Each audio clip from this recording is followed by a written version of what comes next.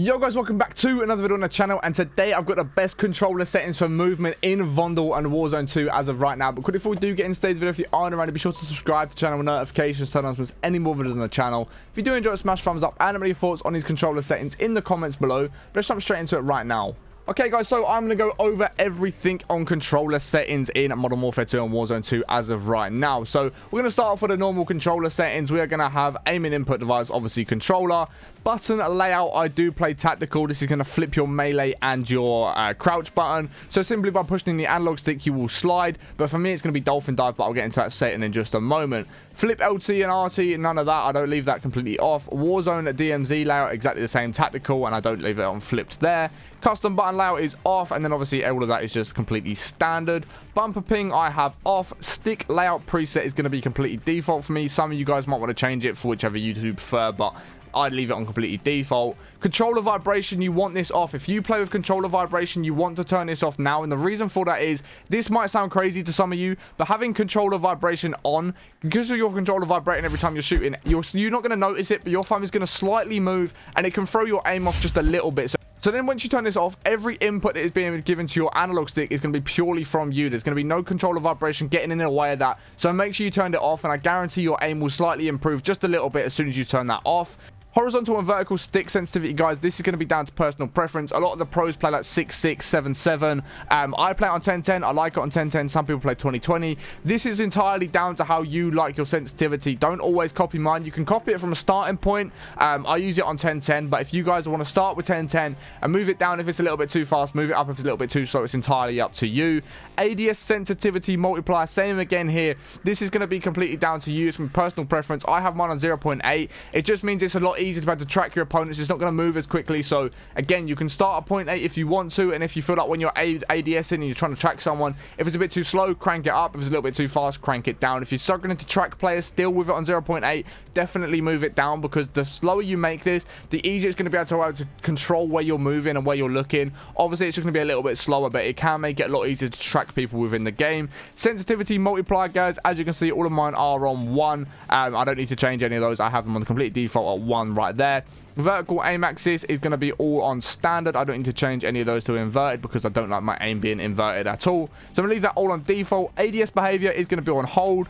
Change zoom shared input is going to be sprint tactical focus. We're going to leave that as that. Focus behavior is on hold. Automatic sprint is on automatic tactical sprint, which what this means is just by simply moving my analog stick forwards, I don't have to actually hold the analog stick into sprint. As soon as I go to move forwards, it's going to automatically tactical sprint, which can really help. One, it's not going to batter your controller as much. You'll probably find that your analogs last a little bit longer. You don't get as much dead zone or anything like that. So automatic tactical sprint is great, because like I said, every time you just push the analog stick forwards, they are going to automatically tactical sprint. Equipment behavior is on hold, which is great, because it means we can actually aim where we're trying to throw our stuff. We can hold frag grenades, we can cook them, which is great.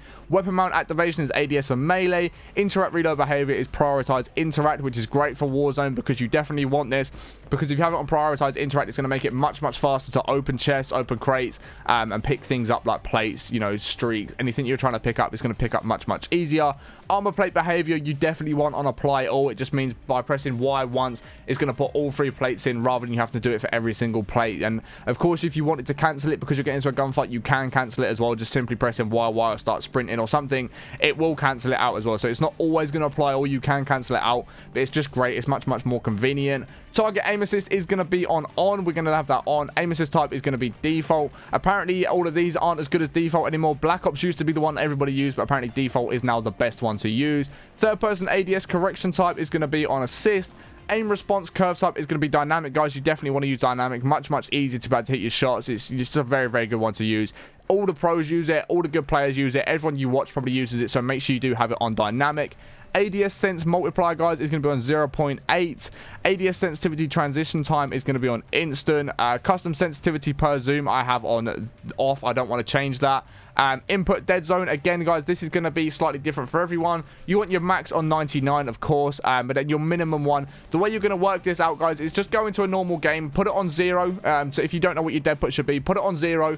And then just load into a private game, stand there, and if your character starts moving left or right, then you're going to want to have to move your left stick input up again, so then they're not going to start moving right, and just keep upping it until the character stops moving. Or if you find that you can't keep spinning, And then you want to change your right stick input. So again, just have that on 0 and then just up it until they do stop spinning in game. Like I said, both of those you want on 99, left trigger and right trigger. I mean, I've never really had anyone see dead zones on those, so I don't really change them. I think they're just completely default. Controller orientation is going to be up. Gyro behavior I've turned off, and then all of that is going to be off as well. We're going to have gravity vector on. Gyro sensitivity is both on. All of these are off. FOV sensitivity scaling we have turned on. Gyro uses stick ADS sensitivity off. Gyro ADS sensitivity multiplier on 1. Gyro ADS sensitivity transition time instant. We have that one there on off. We have the threshold on 0 with the flick stick activation on off. And then we're going to get down to our movement, guys, which is going to be one of the biggest ones you are here for. So sprint slash tactical behavior is going to be on toggle. Auto move forwards is off. We don't want to auto move forwards. We want the automatic tactical sprint, but we don't want our character to just be automatically moving forward. Tactical sprint behavior is going to be single tap run because it's going to make it much faster, make your tactical sprint much easier.